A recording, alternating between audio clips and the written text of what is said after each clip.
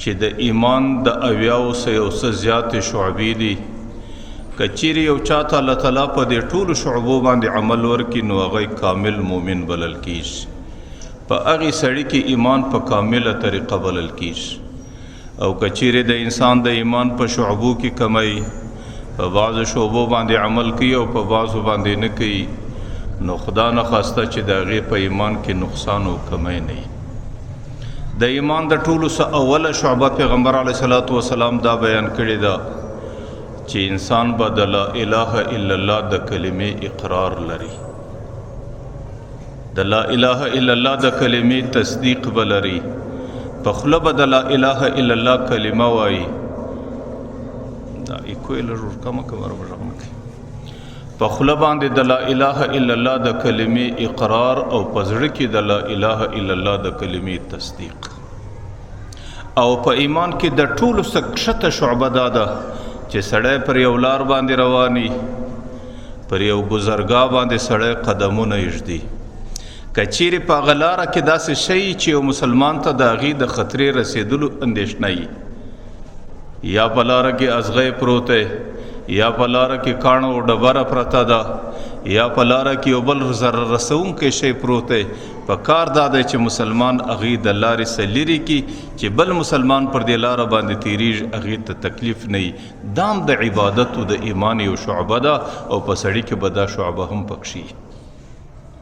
نو د ایمان یوه لویه شعبه ده، یوه د ایمان کښته شعبه ده. د دې دوو شعبو متعلق ما په تېره جمعه کې ستاسو حضور کې په تیر وعظ کې په تفصیل سره خبره کړې. د دې شعبو څخه وروسته پیغمبر علیه الصلاة والسلام یوه شعبه جلا بیانوي. پیغمبر علیه الصلاة والسلام په آخر کې وایي الحیاء شعبة من الایمان، حیا د ایمان ډیره لو شعبه ده. نو پیغمبر علیه الصلاة والسلام د ایمان لوړه شعبه هم بیان کړه او د ایمان آخرنۍ کښته شعبه هم بیان کړه. اوس په مابین کې د 80 مقدار شعبې دي، هغې ټولې پرېښودې، په دې ټولو کې یوه شعبه ښکاره کړه.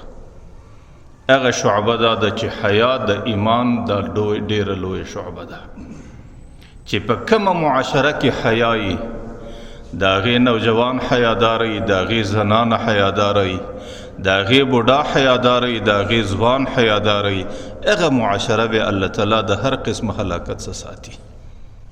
لیکن که چیرې په یو معاشره کې د معاشرې نوجوان نسل بې حیاس او د زنانې په حیا کې کمی رالی، د مشر او د کشر په حیا کې کمی رالی، نو بیا خو هغه معاشره د تباهۍ پر طرف ځي، هغه معاشره د هلاکت پر طرف ځي، هغه معاشره در هغې وخته پورې زندګي لري چې تر څو د تباهۍ په کنده کې لویږي. بس حیا دا د ګناهونو و مخته یو بند دی. تاسو لیدلی چې کله پر یو علاقه باندې سیلاب را رواني، نو د هغې سیلابه څخه د دې علاقې د حفاظت لپاره خلک یو بند ټاکي، جوړ کړي، چې کله هغه بند سالم پاتې نو علاقه د سیلابه څخه محفوظه وي. او خدا نه خواسته که چیرې هغه بند را مات سي، بیا د سیلاب اوبه دا ټوله علاقه غرق کوي. د هغه رقم په معاشره کې چې د ګناهونو سیلاب پر انسانانو را رواني، د هغې ګناهونو د سیلاب لوی بند چې دی هغه حیا ده. که چیرې په هغه معاشره کې د حیا بقا و حیا فاته وله، بیا په هغه معاشره کې ګناه نه راځي، په هغه معاشره کې بد اخلاقي نه راځي، په هغه معاشره کې هلاکت نه راځي، په هغه معاشره کې تباهي نه راځي. لیکن خدا نه خواسته که چیرې د حیا بند را مات، بیا خو پر معاشره باندې د ګناهونو سیلاب را ورسېدی. او تاسو لیدلی سیراب چې کله پر علاقه را ورسېږي، بیا هر قسمه کورونه یې که کچی که پاخي او که کلکې که پاستي، هغه ټول کورونه په مخه باندې وړي، تباه کوي. دا رقم په یو معاشره کې چې کله د حیا بند را مات سي، بیا پر معاشره داسې هلاکت او تباهي راځي، بیا د هغې معاشرې ښه و بد نه معلومیږي، بیا د هغه معاشرې ګناهګار او بې ګناه نه معلومیږي، بیا الله تعالی د هغې حیا د راتلو، بې حیایي د راتلو په خاطر باندې ټوله معاشره د هلاکت سره مخامخ کوي. نو پیغمبر علیه الصلاة والسلام د دې امت ډېر حکیم انسان دی. الله تعالی د دې امت په مزاج باندې پیغمبر علیه السلام ډېر ښه ولد کړی دی. او الله تعالی پیغمبر علیه الصلاة والسلام ته دا خبره پر خوله ورکړې ده چې خپل امت ته ووایه چې حیا د ایمان ډېره لو شعبه ده، د حیا به حفاظت کوئ. د پیغمبر علیه الصلاۃ والسلام چې کومې خبرې دا د ځانه سنئ. ځکه قرآن کریم د پیغمبر علیه السلام د خبرو په باره کې وایي وما ينطق عن الهوى ان هو الا وحی یوحى. پیغمبر علیه السلام د ځانه نه ګایږي. پیغمبر علیه السلام ته ټولې د اسمان خبرې را رسیږي. وحی چې پیغمبر علیه السلام ته راځي دا دوه قسمه دي. یو ته وحی مطلوع وایي چې د هغې تلاوت کول کیږي. حضرت جبرائیل علیه السلام راوړي او پیغمبر علیه السلام ته د هغې تلاوت وکړي، نو دې ته وحی مطلوع ویل کیږي او دا موږ ته د قرآن په شکل پیغمبر را رسولی دي. او دویم قسم وحی غیر مطلوع دی چې د هغې تلاوت نه کیږي. هغې الله تعالی یا د پیغمبر په زړه کې ورواچي، یا پیغمبر ته فیض وسی، یا پیغمبر ته الهام وسی. هغې بیا پیغمبر علیه السلام موږ ته رسوي. هغه هم په حقیقت کې د الله تعالی کلامي، هغې د احادیثو په شکل پیغمبر موږ ته ایښي دي چې موږ نن د پیغمبر علیه السلام د احادیثو په شکل. نو الله تعالی پیغمبر علیه السلام ته دا پیغام ورکوي چې خپل امت ته دا ووایه چې حیا د ایمان ډېره لو شعبه ده. که چیرې په تاسو کې حیا پاته وه ستاسو ټوله معاشره به سالمه پاتې وي، او که چیرې په تاسو کې د حیا ترتیب ختم سو، خدا نخواسته په معاشره کې بې حیایي راله، بیا خو به معاشره د هلاکت و تباهۍ سره ضرور مخامخ کېږي. ګورئ دا قول د چا دی؟ دا په حقیقت کې د الله قول دی. الله تعالی د انسان په مزاج در هر چا ډېر خبر دی. ځکه انسان د الله تعالی په کارخانه کې جوړ شوی دی. د انسان د جوړېدو انجینیرینګ الله تعالی کړی دی. تاسو لیدلی کله یو ماشین د یو چا په کارخانه کې جوړ شي، نو د هغې ماشین د جوړېدو کې چې کومو انجینیرانو ونډه اخیستي، هغه انجینیران د دې ماشین په پرزو در هر چا ښه خبرې. هغې چې کله ماشین بازار ته وړاندې کوي، د ماشین سره یو اطلاق وړاندې کوي، وایي که چیرې د دې ماشین دغه شرایط ته پر ځای کې بیا دا ماشین ښه چلیږي، او که مې دا شرط ور خراب کړي دا ماشین دستي بیا ذمواري نه لري، ګارنټي نه لري چې پر کوم ځای ختم سو پر هغه ځای ختم سو. لکه کله کله وایي یاره د دې ماشین په دونه وخت کې موبایل، د دې ماشین په دومره وخت کې به تاسو مبلین ورنوي کوئ، کله وایي چې د دې ماشین به په دومره وخت کې سرویس ورکوئ، کله وایي چې د دې ماشین به دومره چارج ور کوئ، بیا دا ماشین ښه کار کوي. نو د انسان جوړښت د الله په کارخانه کې سوی دی، او د انسان انجینیر الله تعالی په خپله دی. د انسان په هر پرزه باندې الله تعالی در هر چا ډېر خبر دی.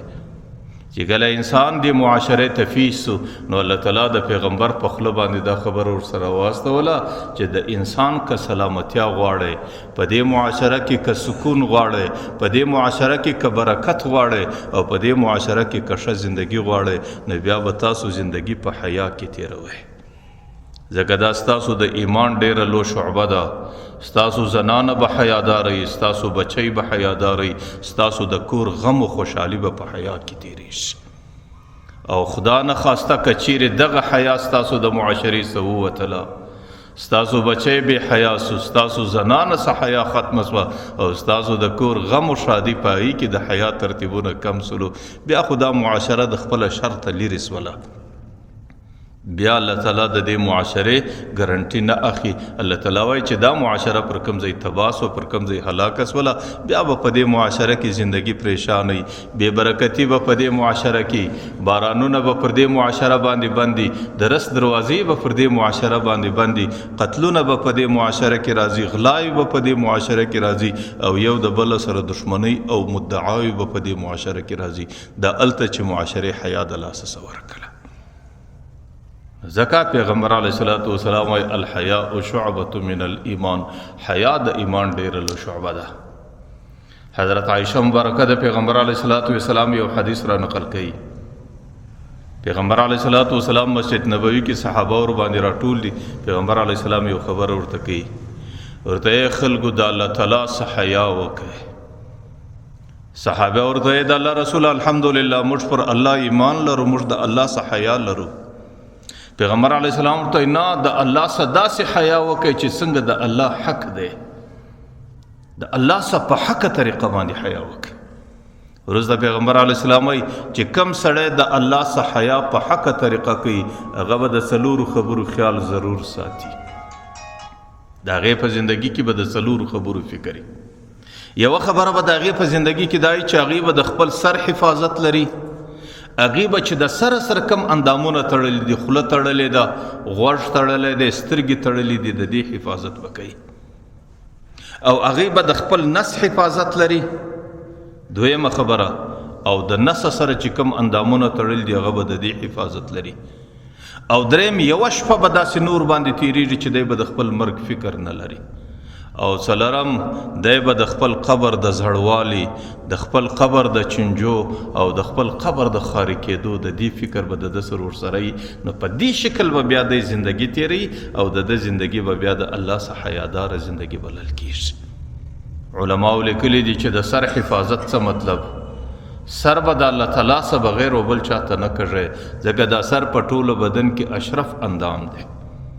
او بیا خاص کر دغه تندی په ټولو بدن کې ډیر شریف ځای الله پیدا کړی دی. دا تندی به صرف د الله پر قدمو لګیږي، الله ته به کښته کېږي، بل چاته به نه کښته کېږي. او د سره سره خوله تړلې، د خوله به محفوظوي ژبه، د سره سره سترګې تړلې دي، سترګې به محفوظوي، د سره سره غوږونه تړلې دي، غوږونه به محفوظوي. او د نس حفاظت څه مطلب، نس به د حرامو څه ګورې، نس به د ګډې وډې څه ګورې، نس به د مشتبهاتو څه ګورې، او نس به د خرابې نفقې څه ګورې.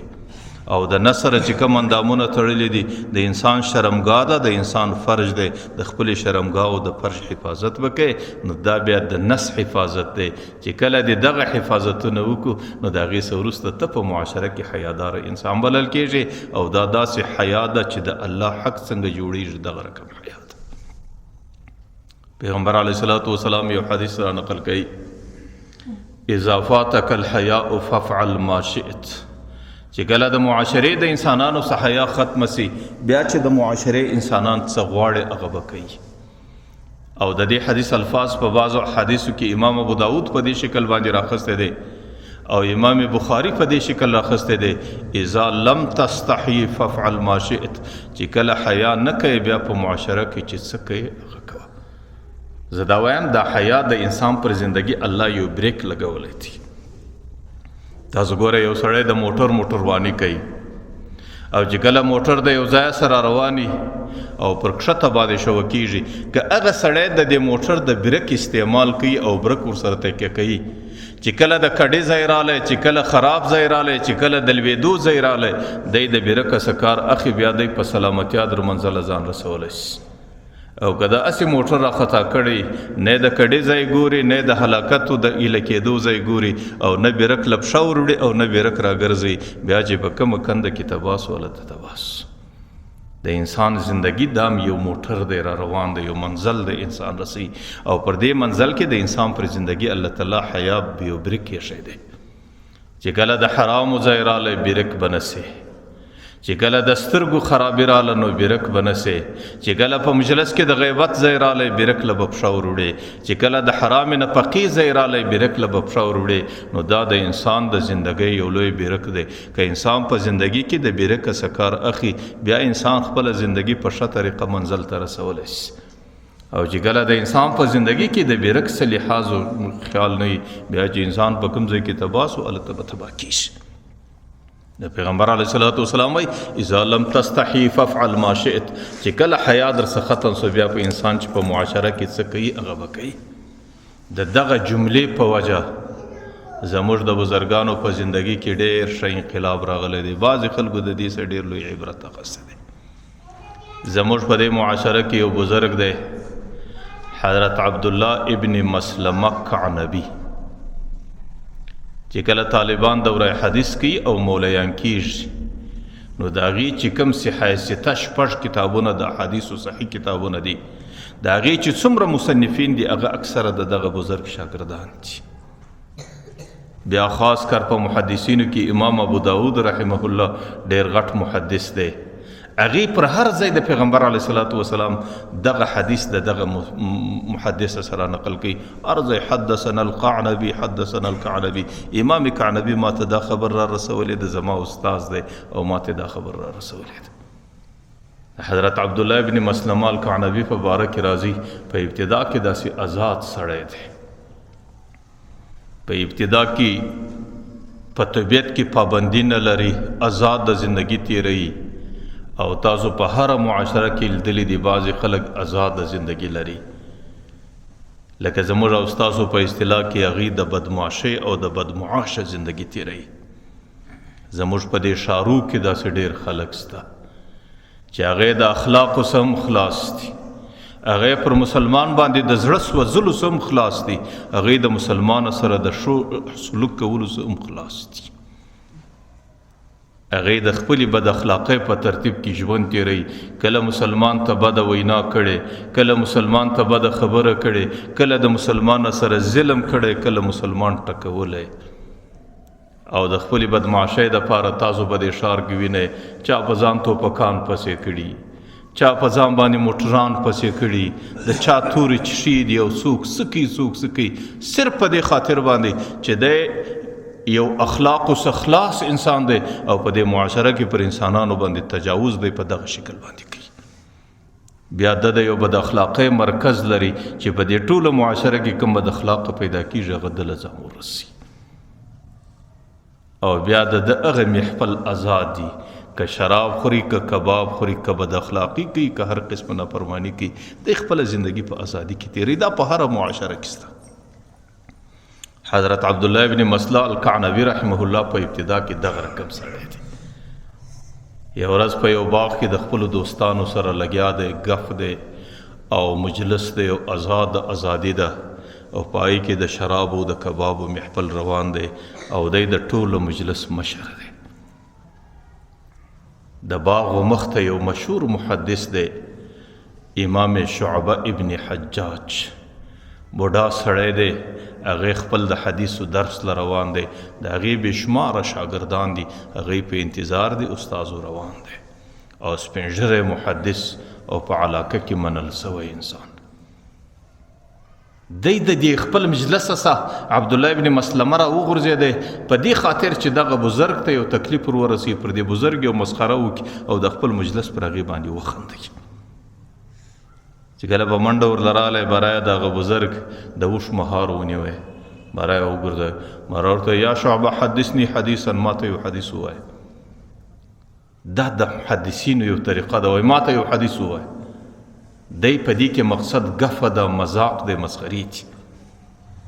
هغه بوډا چې ده ته وکتل، د ده بد اخلاقي ته یې وکتل، د ده مجلس ته یې وکتل، د ده ازادو ملګرو ته یې وکتل، برایه ورته ویلی سړی د حدیثو دا ښه طریقه نه ده چې زه پر آس باندې پر اوښ باندې سپورې منزل ته روان یم او ته راله رالې زما د حدیث پلو زما د اوښ جلو دې ونیوی او ما ته حدیث د پیغمبر قول دی، حدیث در حقیقت د الله قول دی، دا ډېر ادب غواړي او دا ډېر احترام غواړي، دا ډېره طریقه غواړي، دغه د حدیثو طریقه نه ده چې ته ما ته ودرې. هغې په یو ښه طریقه ځان ځین خلاصوي، ځکه دا د قرآن فیصله ده، اذا خاطبهم الجاهلون قالوا سلاما، چې یو جاهل مخ ته درته ودرېدی په ښه طریقه به ځان ځین خلاصوي. بس که چیرې د هغې سره هغه طریقه خپله کړې چې دی یې خپله وي، نو ستا او د ده په مابین کې بیا څه فرق اوس. چې کله د هغه امام شعبه دا خبر ورته وکړه، مره دی په غصه سو، ورته زما په خدای قسم یا حدیث راته ووایي یا دې اوس په بل حال باندې واړو. هغه بوډا غریب انتظار حیران سو، جوز دې ته څه وایي. مره څه ورته وایي د حدیثو طریقه ده. قال حدثنا احمد بن يونس عن زهير قال حدثنا منصور عن ربع بن حراش قال حدثنا ابو مسعود عقبه رضي الله تعالى عنه. ورته یې سړی ما ته احمد بن یونس چې زما استاز دی، هغې ما ته دا حدیث ویلی دی، هغې د خپل استاز امام زهیر څه اورېدلی دی، هغې بیا د خپل استاز منصور ابن ربعي څه اورېدلی دی، هغې بیا د خپل استاز چې هغه صحابي دی ابو مسعود عقبه رضی الله عنه څه اورېدلی دی، او ابو مسعود عقبه بیا د پیغمبر څه یو قول اورېدلی دی، او پیغمبر علیه السلام قال رسول الله صلی الله علیه وسلم اذا لم تستحیی فافعل ما شئت، چې د سړي څه حیا ختمه سي هغې بیا هېڅ ته نه ګوري، هغې بیا په معاشره کې چې څه په مخ ورتلو هغه کوي.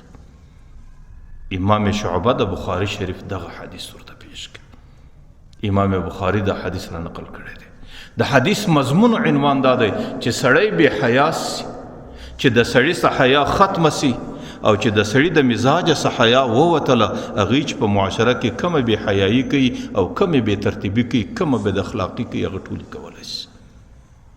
امام شعبه خو دا حدیث د یو حدیث په نیت باندې ورته وایي، هغه سړي چې دا حدیث واورېدی، داسې یو ساتکۍ ودرېده چې دې سړي ماته څه وویل، نه معلوم چې هغه بزرګ په کومه جذبه ورته ووایه، نه معلوم چې هغه بزرګ د زړه په کم درد باندې هغه حدیث ورته پیش کړي. هغه حدیث د عبدالله بن مسلمه پر دې زړه باندې داسې ولګېدی، باره یې په سترګو کې اوښکې راغلې، باره یې لاس ور وړاندې کړی، ویلی امام شعبه تر اوسه پورې خو مې مذاق و مسخرې کولې، لیکن د مذاق و مسخرو څه دې وایستلم، د نن سبا زه حیاداره زندګي تېروم او زه په اخلاقو کې زندګي تېروم. بهرحال ته لاس را وړاندې کړه، ستا پر لاس باندې توبه کاږم. هغې چې لاس را وړاندې کړی، باره یې پر لاسو باندې مچ کې توبه یې وکړه، زندګي یې و احادیثو ته ورکړله. هغه سړی چې هغه ازاده زندګي یې تېروله، د دې یو حدیث په خاطر الله تعالی د حدیثو هغه امامت و استازي ورکړله چې نن صحه سته چې څومره امامان را نقل کوي هغه ټول د شاګردان جوړ شول. نن دی د ټولو محدثینو سربراه، د ټولو محدثینو امام بلل کېږي. نو مقصود مې دا دی چې حیا دا د انسان د زندګۍ ډیر لوی عمل دی او ډیره لویه د ایمان شعبه ده. تاسو ګورئ چې کله حیا د انسان څخه ختمه سي، تاسو زما خبره به د مه محسوسوئ، زما په خدای قسم د هغه انسان او د حیوان د یوې ذرې فرق بیا دی. چې حیا ختمه سوله، د هغه انسان څخه د مور و پلار عزت و احترام ختم سي. چې کله حیا ختمه سوه، د هغه انسان څخه د مشر ادب ختم سي. چې کله د انسان څخه حیا ختمه سوه، هغې په معاشره کې د پیغمبر اخلاق او په ښو اخلاقو کې زندگی کول دا ختم سي. او چې کله په دې انسان کې د مور و پلار احترام ختم سو، او چې کله د مشر قدر و عزت ختم سو، او چې کله په معاشره کې د انسان څخه د ښو اخلاقو زندگی تېره سوه، ایا د دې انسان به د حیوان څخه سړی څه فرق وکړي؟ بیا د دې انسان او د حیوان په مابین کې فرق نشته. بیا دا انسان د خپل رب د خپل مالک څخه باغی سو، لکه یو حیوان چې د خپل مالک څخه بغاوت روان کی. تاسو زه مثال در کوم، په دې ټولو حیوانانو کې خلک دا وایي چې وفادار حیوان چې دی هغه سپی دی، چې کله د مالک د کور د حفاظت لپاره ودرېږي، نو بیا هغه حیوان هغې در ډېره پورې د خپله وفا ساتي، که په لوږې که په تندی که په هر څومره سختي کې دی هغه کور و هغه مالک نه پرېږدي.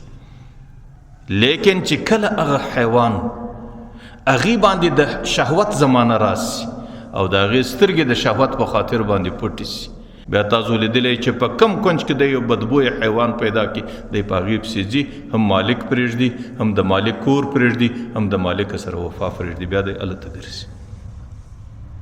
د هغه رقم یو انسان چې دی چې کله هغې د خپل رب سره وفاداره دی او د خپل رب عبادت کوي، لیکن چې د هغې څخه حیا ختمه سوله او هغې په معاشره کې د حیا زندگی د لاسه ورکړله، بیا دی په یو بدبویه مخلوق پسې ګرځي.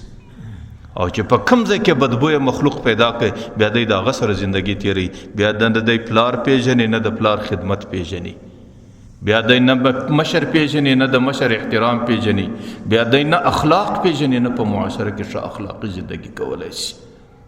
نو زه دا درته وایم چې حیا چې کله د انسان څخه ختمه سوله، نو بیا د انسان او د حیوان په معاشره کې ډېر فرق نه وي، لکه د حیوان زندگی چې آزاد وي، د هغه سړي زندگی بیا آزاده روانه شي.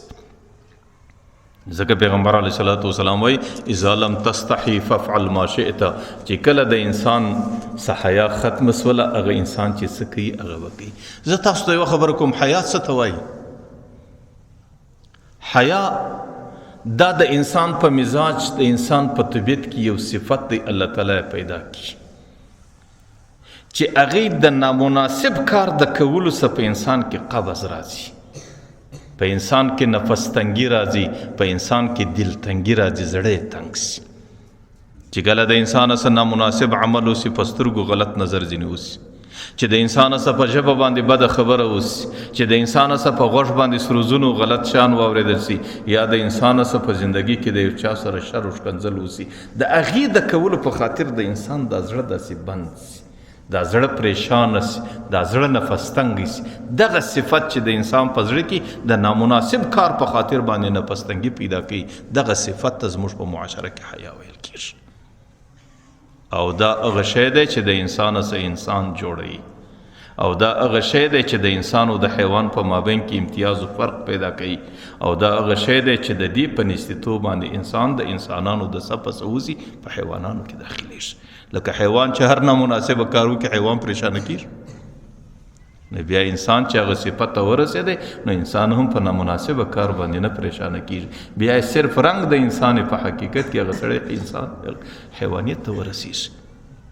نو حیا زموږ په معاشره کې د پیغمبر علیه الصلاۃ والسلام په تعلیماتو کې چې الله تعالی کوم انسان ته ورکړي حیادار انسان د الله تعالی ډیر خوښ او الله تعالی د هغې ته په ښه نظر باندې ګوري، الله تعالی په قیامت کې هغې ته ډېرې لوړې درجې ورکوي. هسې حیا خو د زنانو دپاره ډېر لوی صفت دی چې زنانه زندگی په حیا کې تیره کړي، لیکن نارینه هم عجب حیادار انسانان سوي دي. زموږ د امت کې حضرت عثمان رضی الله عنه تیرس د پیغمبر علیه الصلاۃ والسلام صحابي دی. پیغمبر علیه الصلاۃ والسلام بول کامل الحیاء والایمان، عثمان هغه سړی دی چې الله تعالی په کامله طریقه حیا ورکړې ده او عثمان هغه سړی دی چې الله په کامله طریقه ایمان ورکړی دی. مدینه منوره کې پیغمبر علیه الصلاۃ والسلام په خپل حجره مبارکه کې ناست، کله کله په کور کې سړی په آزاد شکل باندې ناست، د کور خپل بچان پر سر راټولي او دا بیا خاص کر هغه سړی چې د باندې ډېرې ستړیاوې لري نو چې کله په کور کې یو څپکی په آزاده ناسته ور پیدا سي دا د الله تعالی ډېر لوی غنیمت بولي، ځکه په دې ناسته کې سړی ډېر وساس. پیغمبر علیه الصلاۃ والسلام په خپله خونه مبارکه کې حجره مبارکه کې ناست دی. د پیغمبر علیه الصلاۃ والسلام ټوله زندگی په لنګ کې تېره سوله او د انسان عورت د دې ناموسه در زنګانو پورې دا بدن عورت دی، د دې پټوالی ضروري دی. خو پیغمبر علیه الصلاۃ والسلام ناست دی، لنګې وهلی دی او دې وخت کې د پیغمبر علیه السلام د ناموسه در زنګنو پورې خو ټوله بدن پټ دی، لیکن دغه پنډۍ مبارکانې در نیمایي پورې لږ ښکاره دي، دا لنګې لږ راپورته دی. چې کله پیغمبر علیه الصلاۃ والسلام ناست دی دروازه وټکېدله د حجرې، یو سړی اجازه غواړي. پیغمبر علیه السلام خادم ته وایي څوک دی؟ هغې چې ورغلی ورته حضرت ابوبکر اجازه غواړي. پیغمبر علیه الصلاۃ والسلام ورته راس.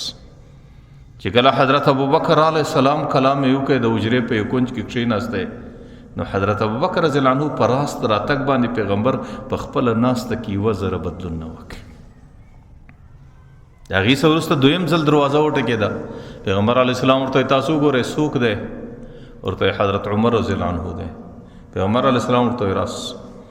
حضرت عمر کښېناستی، پیغمبر علیه السلام بیا هغه رقم ناست. دریم ځل چې دروازه وټکېدله پیغمبر علیه السلام ورته څوک دی؟ خادم ته ته وګوره. هغې چې وکتل ورته حضرت عثمان رضی الله عنه دروازې ته ولاړ دی. پیغمبر ورته یو ځل آرام، یو ځل ودرېږه. پیغمبر علیه الصلاۃ والسلام ژر راپورته سو، پر لنګ باندې وګرځېدی، دا پیسې مبارکې سره کښته کړلې، د خپل بدن یې سره په حفاظت کې کوي، بار ورته اوس اجازه ورکړه. پیغمبر علیه حضرت عثمان رضی الله عنه راغلی، پیغمبر علیه الصلاۃ والسلام د خپلو صحابه کرامو سره مجلس وکړ. د مجلس وروسته چې هغه ووتل، حضرت عایشه مبارکه د حجرې په یو کنج کې ناسته ده. شاید هغه زمانه به وي چې د حضرت زنانو متعلق پرده لا نه ورغلی. حضرت عایشه مبارکه دا ټوله منظر ویني.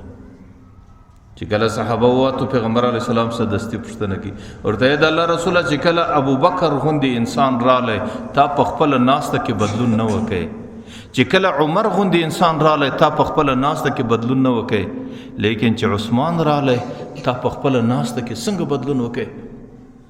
پیغمبر علیه الصلاۃ والسلام ورته عایشې د انسانانو کې الله تعالی فرق پیدا کړی دی. بعضو انسانانو کې د حیا دومره ډېر صفت دي چې هغې خپله زندگی خو څه کوي، د بل زندگی له آزاده نشي لیدلی. ورته حضرت عثمان ته الله تعالی د حیا هغه صفت ورکړی دی چې د هغې څه د اسمان ملایکې له حیا کوي. نو ځکه د حضرت عثمان که راغلی وی زما په دغه شکل آزاده ناسته پر هغې باندې بوجېدله، نو د هغې په خاطر باندې ما په دې خپله زندگی کې بدلون راوستی. نو زه دا وایم چې حیا دا د نارینهو صفت هم دی چې د کور نوجوان څومره په حیا کې زندگی تیروي، د کور مشر څومره په حیا کې زندگی تیروي، د کور زنانه څومره حیاداره زندگی تیروي او خپل کور انسان په حیا کې راولي، دا د ټولو کور د کامیابی او د خوشحالۍ صفت دی. لیکن زنانې د پاره حسن حیا ده، د زنانې د پاره شایست حیا ده، د زنانې د پاره زینت حیا ده، د زنانې دپاره په خدای قسم قیمت حیا ده چې حیاداره زنانه یې هغې ډېره قیمتي زنانه یې او چې کله بې حیا زنانه یې هغې د یوې ټیکې زنانه بیا نه یې. زه خو دا وایم چې کومه زنانه بې حیا سي هغې ته په زنانه ویل هغې ته به د زنانې په نظر نه ګورې نه به زنانه ورته وایي ځکه دا د زنانې د ناموس سپکوالی دی چې هغې ته سړی زنانه وایي. ځکه د زنانې قیمت دا حیا دی. پیغمبر علیه السلام وایي الدنیا کلها متاع، دا دنیا ټوله د انسان د وسایي اسباب دي. وخیر المتاع المرأة الصالحه، د انسان د وسایي بهترین اسباب هغه نیکه زنانه ده چې حیاداره زنانه یي او چې پاکدامنه زنانه یي چې زندگی په عفت او په صفایي کې تیری او زندگی په ښو اخلاقو په حیاداری کې تیری. پیغمبر علیه السلام وایي په ټولو زنانو کې بهترینه زنانه دغه ده. ما مخکې اوس درته ویله چې د زنانې دپاره قیمت حیا ده او چې کومه زنانه نه یي چې حیاداره نه یي هغې ته سړی څنګه زنانه وایي. د کمې زنانې چې لباس په داسې شکل دی چې د هغې د بدن اندامونه ښکاره کېږي لکه تاسو په غټو ښارو په ریپوډو په هسپتالو کې وینئ. اوس د دې زنانې چې ټوله حیا ښکاره ده، د دې مستور اندامونه ښکاره دي او د دې د بدن هغه ځایونه ښکاره دي چې د انسانانو نظر هغې ته ور اوړي، نو د دې او د حیوان په مابین کې څه فرق دی؟ یو حیوان چې کله پر دې انبارو باندې ګرځي هغه د خپل ځان عورت پټوي، نو دا زنانه چې عورت د خپل ځان نه پټوي د هغې زنانې او د دې حیوان په مابین کې فرق نشته. نو که چیرې هغه زنانه ته سړی په زنانه باندې ووایي ما درته ویل دا د زنانې د ناموس سپکاوی او توهین دی، هغه زنانه د دې لایقه نه ده چې سړی هغې ته په زنانه ووایي. د دې به څنګه لایق چې سړی د هغې نکاح ته تیاریږي، د دې به څنګه لایق چې هغې خپله کور ته راولي او د دې به څنګه لایق چې هغې د دې په کور کې زندگی ولري، د دې خو بیخي لایقه نه ده. نو د نارینه دپاره زنانه د نارینه دپاره حیا بهترین صفت دی او د زنانې دپاره بالکل حسن او زیور زنانه ده. پیغمبر علیه السلام زمانه کې یو زنانه د هغې خپل بچی د پیغمبر علیه السلام سره په غزا کې واستاوی. هغه بچی غالبا د احد غزا ده او د مدینې منورې سره نږدې موقع ده او احد کې چې صحابه غزوه وسوله په هغې کې صحابه کرام ډېر شهیدان سو، د هغې زنانې بچی هم شهید سو. او تاسو لیدلی چې د زنانې کله ځوان بچی شهید سي دغه لمحه او دا ساعت زنانې ته ډېر دروند دي. نو چې کله د احد هغه خبر مدینې منورې ته راورسېدی چې احد کې دومره انسانان شهیدان سو، د خلکو قریبان شهیدان سو، نو زنانې ټولې رازغلي احد لره او دا وحشتناک خبر دی چې په احد کې پیغمبر علیه السلام شهید سو. یو زنانه رازغلي هغې په خپله پرده کې مکمل ځان پیچلی دی، صرف دا یوه سترګه ښکاره کړې ده او هغې باندې د خپل بچي د شهادت خبر رسېدلی دی. هغې رازغلي د احد په میدان کې ګرځي. هغه نورې زنانې ورته حیرانې سوې، ورته یې زنانې څومره په پرده کې په څومره احتیاط کې دې ځان راورسوي؟ داسې ورته ان ارز ابني فلم ارز حیائي، ټیک د بچی خو مې د لاسه ورکړی دی، حیا خو مې د لاسه نه ورکړی. بچی خو الله تعالی راسه واخیستی لیکن حیا خو د الله تعالی یو فرمان دی، د الله یو امر دی او زما حسن او زینت دی او زما قدر او قیمت دی، نو حیا خو ما د لاسه نه ده ورکړی، نو د زنی په او بچي په اخیستلو باندې زما څه حیا ولې ولاړه سي؟ نو ځکه هغه زنانو په حیا کې زندگی تیروله. نن زموږ معاشره کې هر څه بدل سو، اقدار بدل سو، د انسانانو د زندگی طور و طریقې بدلې سولې. حالانکه د زنانې دپاره حیا دا زموږ په دین کې په هر ځای کې ده. زه د دې دوه درې مثاله تاسو ته پیښوم بیا خبره ختموم. د زنانې د حیا حفاظت الله تعالی څومره کوي او په شریعت کې څومره دی او په اسلامي تعلیماتو کې څومره دی. پیغمبر علیه السلام زنانو ته څه وایي؟ حالانکه لمونځ ورکوونکی پیغمبر علیه السلام دی او زمانه د صحابه ده.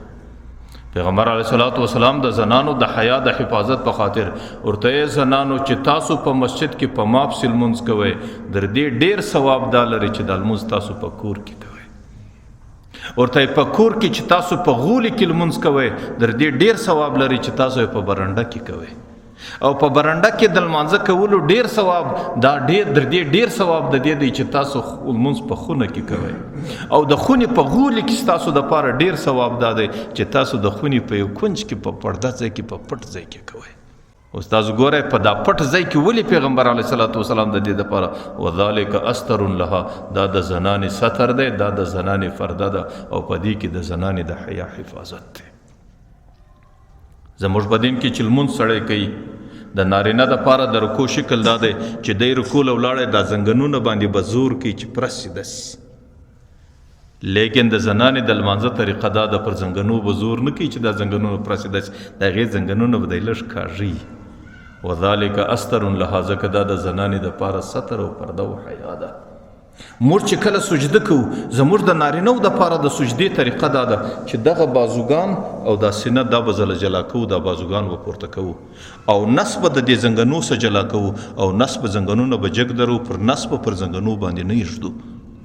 نو زموږ دپاره د سجدې طریقه دا ده، لیکن د زنانې دپاره د سجدې طریقه دا ده چې زنانه به د خپله سینه د دې لاسو سره مشلی او د زنانې دپاره طریقه دا ده چې خپل نس به د زنګنو سره مشلی او زموږ دپاره طریقه دا ده چې پښه به جګه درو لیکن زنانه به پر خپلو پښو باندې کښیني. او ولی وذلک استر لها ځکه دا د زنانې ستر دی، دا د زنانې فرده ده او دا د زنانې حیا ده. حالانکه دا زنانه په هغه ځای کې لمونځ کوي چې په خونه کې دننه کوي، په کوټه کې په یو کنج کې کوي او دا خونه په ځان پسې تړلي او په دنیا کې دا هیڅوک نه ویني دا ویني، لا هم د دې لمانځه دپاره دغه طریقه ده ځکه په دې کې د ستر او د حیا حفاظت دی. نو زموږ دین په هره مسله کې د زنانې د حیا خیال ساتلی دی. تاسو ګورئ چې کله نکاح کیږي د یو زنانې او د یو سړي په مابین کې نکاح ده، د نکاح مسله څه ده چې کم څوک نکاح ورکوي نو نارینه ته دا ووایي چې ګوره پلانکی زنانه ما تا ته په نکاح کې درکړې ده، نارینه به په خوله باندې دا وایي چې و زما دغه زنانه قبوله ده. او که نارینه نه وایي د نارینه وکیل لکه زموږ ستاسو په معاشره کې یا پلار وکیل دی یا اکا دی هغه به دا وایي چې و دا زما قبوله ده. لیکن که چیرې په دغه مجلس کې دویم طرف ته زنانه ناستی نو زنانې ته چې کله سړي دا وویل چې زنانې د پلانکي سره ما ستا نکاح درکړې ده ایا ستا قبوله ده، په زنانه کې حیا ډیره ده. زنانه که په خوله نه ووایي چې و صرف خاموشه پاته سي لا نکاح صحیح ده، لیکن نارینه که چیرې خاموشه پاته سي د نارینه نکاح نه ده صحیح. نارینه به په ضرور په خوله باندې دا وایي چې و دغه نکاح زما قبوله ده او زه دې نکاح ته تیار یم او دا نکاح ما منلې ده، ځکه په نارینه کې په هغه درجه کې حیا نه ده لکه په چا کې چې څومره حیا ده. زنانه چې کله نه یې ود سوې زنانه نو د هغې زنانې دپاره د نکاح په وخت کې په خوله باندې اقرار نه دی ضروري، که صرف دا خاموشه پاته سي لا هم د دې نکاح صحیح کېږي. البته که دې په خوله باندې دا وویل چې یا زه نه غواړم دا نکاح زما نه د قبوله بیا هغه نکاح نه صحیح کېږي. نو په دې کې هم الله تعالی په زنانه کې د هر قسم پر هر قدم باندې الله د زنانې د حیا خیال ساتلی دی او د زنانې دپاره الله تعالی اساني جوړه کړې ده. تاسو ګورئ پیغمبر علیه الصلاۃ والسلام انسانان چې لمانځه ته راځي نو په صفو کې درېږي. د نارینهو دپاره بهترین صف هغه اول صف دی او د نارینهو دپاره بدترین صف بیکاره ترین صف دا دی چې نارینه په آخر کې ولاړ. د زنانو دپاره بهترین صف دا دی چې په آخر کې ودرېږي او د زنانې دپاره بیا بدترین صف دا دی چې چاله راسي چې اول سر له راسي، ځکه په آخر صف کې د زنانې حیایي د دې وشاته بیا څوک نه وي ولاړ او په اول صف کې د زنانې وشاته نور خلک درېږي، د زنانې حیا نه خوندي کېږي. نو زموږ په دین کې په هر معامله کې د زنانې د حیا دپاره الله تعالی ډېر ښه ترتیب په شریعت کې بیان کړی دی. قرآن کریم د زنانې صفت زنانه کومه زنانه ده؟ والمحسنات الغافلات المؤمنات، بهترین زنانې هغه دي چې هغې محسنې معنا پاک دامنه او دویمه بهترین زنانه د زنانې ښه صفت دا دی چې دا غافلې د دنیا د حالاتو څه ناخبره دا نه په ټلیفون پوهیږي، نه د ټلیفون په میسج پوهیږي، نه د ټلیفون په کولو پوهیږي، نه د ټلیفون په رابطه پوهیږي، نه د چا سره په مجلسو په خبرو باندې ولدی. دا غافله زنانه.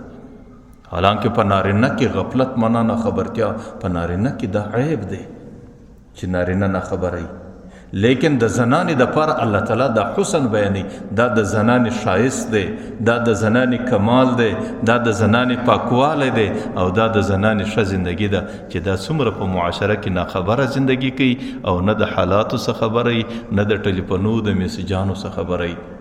خلکو زموږ معاشره کې اوس موږ د دین احکام ټول په خدای قسم د پښو لاندې کړو.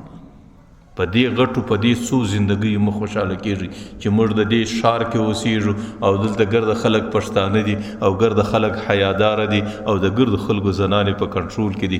پر دې اوس هم الحمدلله د الله شکر ادا کړئ. تاسو غټو ښارو ته ورشوسئ، تاسو دا د نن په تعلیمونو باندې ولدو کورو ته ورشوسئ چې لورې هم په کالج کې سبق وایي، زوی هم په کالج کې سبق وایي، بیا تاسو د هغې د کورونو زندگی وګورئ. نن د هغې د بدنه څه برقه ختمه سوه، نن د هغې د بدنه څه لباس د سر پړونه ختم سو، نن د هغې د بدنه څه په خدای قسم لباس ختم سو. زما اوس سفر الحمدلله انشاءالله دې جمعه کې به زما د عمرې سفري او زما 2 غنټې په دوبۍ کې اسټاپ دی. زما په خدای قسم زما زړه د دې څه پریشانه دی چې الله په دوبۍ کې خو په ایرپورټ کې ټولې زنانې لڅې ګرځي، نو هلته ته روان عمرې لی دا به څنګه حالت دی؟ نو زه دا وایم چې تاسو پر خپله زندگی د الله شکر وکړئ چې دغه قومونو ته وله ورسئ چې کوم قومونو په تعلیمونو کې ځان ولد بولي او ځانونه پر ترقي باندې روان قومونه بولي. د هغې د زنانو لباس و کوم حالت ته را رسېدلی دی، د هغې د زنانې دا د کالیو بارچاک چې ووینې دا در دې په غله پورې را رسېدلی دی. د هغې د زنانې بې ادبي ماپ هغې د دې پایجامې ټوله حالات ښکاره دي او دې زنانه په کور کې ګرځي، پلار هم ورته ګوري، مشر ورور هم ورته ګوري او ځوان ورور هم ورته ګوري او ابل اکا هم ورته ګوري، ابل قریب هم ورته ګوري. داسې ترتیب دا اوس دغه حالاتو ته رسېدلي. هغې کور کې په خدای قسم داسې مناظرې چې د هغې پردی سړی په حیا د هغې په لیدلو سترګې سوځي، نو پلار به څنګه دا محول برداشت کړي؟ نن هغه زمانه په دې امت کې تېره سوله چې د پلار او د لور په مابین کې دا خبره نه سوه کېدلی. نن و یو فلم ته و یوه ډرامه ته او یو ټي وي منظر ته په خدای قسم په هغه کې داسې بې حیایي بې ترتیبي رواني چې هغې ته پلار هم ناست دی، لور هم ورته ناسته ده او ځوان ورور هم ورته ناست دی، ځوانه خور هم ورته ناسته ده. نه پلار د دې بچانو څه شرمېږي، نه بچان د دې پلاره څه شرمېږي، نه دا ورور د دې خوره څه شرمېږي او نه دا خور د دې وروره څه شرمېږي.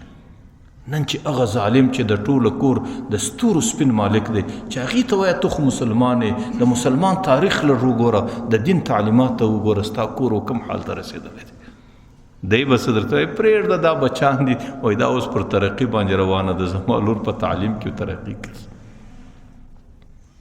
وایي بس که څه ازاده سوله ازادي پروا نه لري، زما په کور کې د ترقي ترتیب روان دی. بیا دی د دې لور په بې حیایي باندې فخر کوي. نو چې په هغې کور کې حیا ختمه سي، زما په خدای قسم زه پر دې منبر درته ناست یم، د هغې کورو څه داسې اوازونه پورته کېږي چې زما دې د الله په ذات قسم چې زما پر واټساپ باندې راځي چې بعضې خلک پښتانه خلک چې هغوی زما څه کومه مسله پوښتي، والله بالله تالله زما غوږونه د هغې په اورېدلو سوځي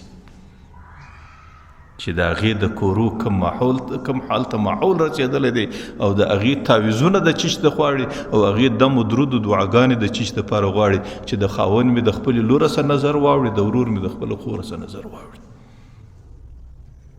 هغې خلک اوس د دې دپاره دعاګانې غواړي او د دې دپاره هغه بوډۍ مور یې نو باره ټلیفون کوي یا پلار ټلیفون کوي. په دې شکل د دې د کور ماحول دغه حال ته رسېدلی دی او د کور سپین ږیری په دې خوشحاله دی چې زما کور ترقي کوي، زما بچان ترقي کوي، زما لور په پلانکۍ کالج کې ده، زما لور په پلانکۍ نوشرۍ کې ده او زما لور د پلانکۍ نوکرۍ دپاره تلاش کوي او زما لور به په پلانکۍ ایرپورټ کې پلانکۍ نوکره جوړېږي. ایا دغه زندگی بولئ، دغه انسانیت بولئ؟ او ما مخکې درته ویل چې کله حیا ولاړه بیا معاشره د حیوانانو سوله. پیغمبر علیه صلات وسلام وایي چې کله آخرنۍ زمانه په دې امت کې داسې راځي، حالانکه پیغمبر علیه السلام 1400 کاله مخکې تیر شوی دی چې په هغه زمانه کې د دې خبرو تصور نه و. لیکن پیغمبر علیه صلات وسلام وایي زما پر امت به داسې زمانه راسي چې نارینه او زنانه به د لارې پر سر باندې زنا سره کوي، په دې ټولو کې به هغه دینداره سړی هغوی چې هغه خالي ودی ته وایي چې د دغه ځای سره لږ وس کېږي د لارې یو کوچ ته سي. بس خلکو چې تاسو د نن د لویو ښارو پارکوله ورسي، چې تاسو د لویو ښارو کالجوله ورسي، چې تاسو د لویو ښارو ایرپورټوله ورسي، چې تاسو د لویو ښارو هغه منظرځایوله ورسي. دغه حالات نن په امریکا و په یوروپ و په مغرب کې په خدای قسم دا حالات عام خلک په سترګو باندې ویني چې هلته د یو د بله سره د شهوت ترتیبونه سرته رسول، نارینه و زنانه، هغوی ګسه دا عار نه بولي، دا شرم نه بولي. هغوی به څه کو، تاسو زموږ تاسو ټلیفونونه وګورئ، په دې ټلیفونو کې کوم حالات را روان دي چې خلک یې برملا په ګروپونو کې شایع کوي او خلک یې ګرځه خپلو انډیوالانو ته وراستی. هغه به د چیش ویډیو، هغه به یا د زناکارۍ ویډیو، یا به د بوسو د کنار ویډیو، یا به د هغه بېحیایي بې ترتیبۍ ویډیو. ځکه د پیغمبر علیه صلات وسلام حدیث دی کې ډېر الله تعالی حکمت یې ښی دی او پیغمبر علیه صلات وسلام د دې معاشرې عجیب حکیم ذات دی. پیغمبر علیه السلام اذا فاتک الحیاء فافعل ما شئت، چې حیا د معاشرې څخه ختم سوه. خلکو زموږ ستاسو په دې کلو کې په دې وطن کې ډېره ستړیا ده. نن د مځکې پر مخ بادشاهانو لارې را باندې بندې کړي، لیکن الله تعالی د اسمانه څه باران هم را باندې بند کړي. داسې نه دی چې په دې مځکه کې اوبه کمې سوې. د دې مځکې پر کره باندې 1% وچه مځکه ده، د مځکې دا 3% مکمل دریابونه ولیدي او ټول دریابونه ډک دي. د الله په خزانو کې د اوبو کمی نه دی راغلی، لیکن د هغې باوجود دا ټوله زمانه 3 میاشتې د منې تېرې سوې. نن به غالبا د ژمي 2مه ورځ شي. په دې ټوله منې کې یو څاڅکی باران پر دې انسانانو نه اوس. حالانکه پخوا به دا د باران زمانې وي او دا به د یخونو زمانې وي او دا به د روان کلو د آبادۍ زمانې وي. په دې به د انسانانو رزقونه زیاتېدو. نن زما او ستا په دې ښار کې څه حالت دی؟ د غلاو د کم حالت دی، د کم رسکۍ د کم حالت دی، د مدعاو د دشمنۍ د کم حالت دی، د بدماشانو د بد اخلاقیو د کم حالت دی. د چا څه ګیله کوي؟ د خپل حکومت څه ګیله کوي؟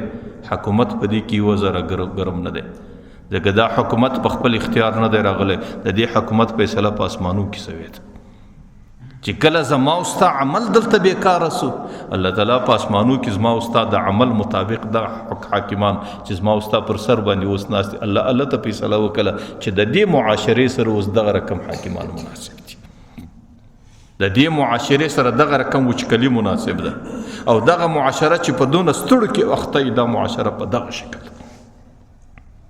ځکه زما او ستا زندگی هغې نن سبا ډېره ستړې ده. د هغې د ستړیا ګیله مه د حکومت څه کوئ، مې د منصب والا څه کوئ، نه د مشر څه کوئ.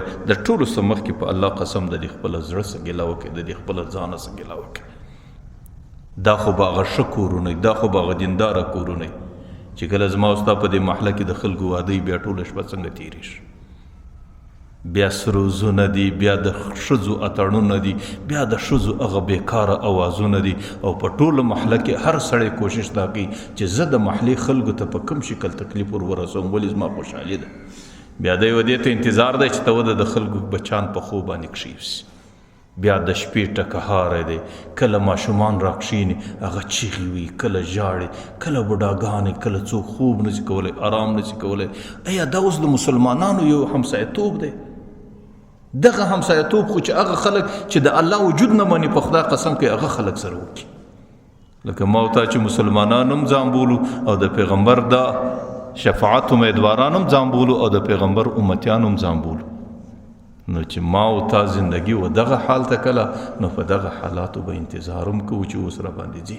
خو زه یوه آخري خبره درته کوم، د الله تعالی سره وفا کول، د خپل کور د خپلو بچانو د حیا حفاظت کول. کمې آزاد یا لکه نورو قومونو چې ایله کړي دي، چې د نورو قومو د کورو څخه کم اوازونه پورته کېږي، والله بالله زما او ستا د کوره سم پورته شي. داسې نه دي چې هغه د شیطان اولاده د ما او تا د رحمان اولاده یم. صرف هغو زندگی آزاده کله او خپل بچانې پر ترقی روان کو او د ترقی شکل یې بې حیایي جوړه کړه. نو که ما او ته هم خپل بچیانو ته د دغه ترقي اراده او د هغې د حیا او د بې حیایي خیال نه ساتو. نن چې د هغو د کورو څه کوم اوازونه پورته کېږي، زما او ستا د کوره هم د دې اوازو انتظار وکړئ. نو په دې خاطر د خپل بچي خیال وساته، د خپل بچي د ټلیفون فکر وکړه چې زما بچی په ټلیفون کې په څه اخته دی. د خپل بچي د ناستګوی انسانانو فکر وکړه چې زما بچی د چا سره کښېني. د خپل کور د حیا خیال ساتل، د خپلې زنانې د خپلې لور د حیا خیال ساتل، او په خپل وادو په خپله خوشحالي کې دی نه ده چې ستاسو نو اسلام او د اسلام احکام پورته سو. په هغه کې هم د خپلو بچیانو د حیا خیال وساته، د خپله زنانه کښېنوه او د خپل لور کښېنوه، د خپل مژور کښېنوه چې الحمدلله موږ مسلمانان یو او دا د پیغمبر یو سنت دی او زما د بچي شادي ده. دا په یو غم او په یو ناروا، په یو ګناه، په یو بې حیایي مه رابدلوه. بیا به الله تعالی ښې ورځې راولي، الله تعالی به ښه زندګي را په نصیب کړي. الله تعالی دې دا څو خبرې قبولې کړي. زموږ او ستاسو الحمدلله دا ښه محفل دی. دا د مازدیګر وخت دی، په هر شکل باندې تیریږي. چې کله په مسجد کې تیر شي دا د انسان نیکبختي ده. د دین یوه مسله نن تاسو 3-4 واورېدې چې د زنانې لمونځ دا رقم دی، د نارینه دا ټولې مسلې دي. د دین یوه مسله چې انسان واوري، الله تعالی د 0 رکعتو نفل ثواب ورکړي. او دا ما او تا سر ته نسو رسولی، لیکن د الله یو کرم دی چې الله یې را نصیب کوي. غالبا یو جمعه و 2-3 جمعې به زموږ ستاسو دغه درس موقوفه سي. زما به غالبا دې جمعه کې لږ د عمرې سفري، او زه به انشاءالله په وعده باندې تاسو ته دعا وکم چې زموږ په درس کې کم خلک شریکان کیږي، زما د هغو سره وعده ده زه به الله ته دوی او د دوی بچیانو ته دعا وکم. کې نمونه نه را معلوم چې الله ته دا خلک ورپېښ کړم، الله ته د ټول نمونه ور معلوم چې نو تاسو بدلې ما ته دعا کوئ، زه به انشاءالله دورې دعا درته کوم. الله تعالی دې زموږ او ستاسو د ټولو مغفرت په نصیب کړي. الحمدلله رب العالمین والعاقبة للمتقین، والصلاة والسلام على خير خلقه محمد وآله وصحبه أجمعين. یا الله زموږ درس خپل دربار کې قبول و مقبول وګرځوه. خدا زموږ د زندګۍ حفاظت وکړه، خدا زموږ د کورونو حفاظت وکړه، خدا زموږ د بچانو حفاظت وکړه، خدا زموږ د نارینه‌و د زنانو حفاظت وکړه، خدا زموږ د حیا حفاظت وکړه، خدا زموږ د اخلاق حفاظت وکړه، خدا زموږ د کور د دیندارۍ حفاظت وکړه. خدا چې څومره ګناهونه دي، څومره فتنې دي ښکاره و پټې، خدا زموږ حفاظت ځینې وکړه. خدا زموږ د بچانو حفاظت ځینې وکړه، خدا زموږ د کورونو حفاظت ځینې وکړه، خدا زموږ د محلونو حفاظت ځینې وکړه، خدا د ټول امت مسلمه حفاظت ځینې وکړه. چې کوم څوک په کورو کې بیماران لري یا دلته ښکاره بیماران په دې خلکو کې ناست دي، خدای د ټولو بیماریو ته شفای کامله عاجله ورکړه. چې کوم څوک پریشانی لري، خدای تا ته ټولې در معلومې دي، خدای پریشانی ور آسانه کړه. چې کوم څوک مشکلات لري، خدای مشکلات ور حل کړه. چې کوم څوک ضرورتونه او حاجتونه لري، خدای د اسمانه صفر کړه. چې کوم څوک در پور د قرض لاندې، خدای قرضونه ادا کړه. چې کوم څوک د غربت او مسکنت سره دی، خدای ته د هغې ته د رزق برکت ورکړه. خدای رزقونه فراخ کړه، خدای د رزق لارې خلاصې کړه، خدای د اسمان دروازې خلاصې کړه، خدای د رزق لپاره د مځکې چشمې خلاصې کړه. خدای پر موږ باندې بارانونه ووروه. خدای ته سخی ذات، خدای ته کریم ذات، خدای ته مهربان ذات. خدای موږ په دې اقرار کوو چې موږ بد عمله یو. خدای موږ په دې اقرار کوو چې زموږ د بد عملۍ په خاطر د بارانونه بند دي. خدای زموږ بد عملۍ ته مه ګوره، خپل خدایي او خپل قدرت ته وګوره. خدای ستا د خدایي او د قدرت، ستا د مهربانۍ او د رحمت په شکل خدای پر موږ بارانونه ووروه. د مجاهدینو جهاد قبول کړه، د مبلغینو تبلیغونه قبول کړه، د علماو محنتونه قبول کړه، د صوفیانو مجاهدی قبول کړه. خدای زموږ مور پلار چې په قبرو کې دي، دغو قبرونه جنتونه کړه. خدای زموږ دعا قبول کړه. ربنا تقبل منا إنك أنت السميع العليم وتب علينا إنك أنت التواب الرحيم. صلى الله تعالى على خير.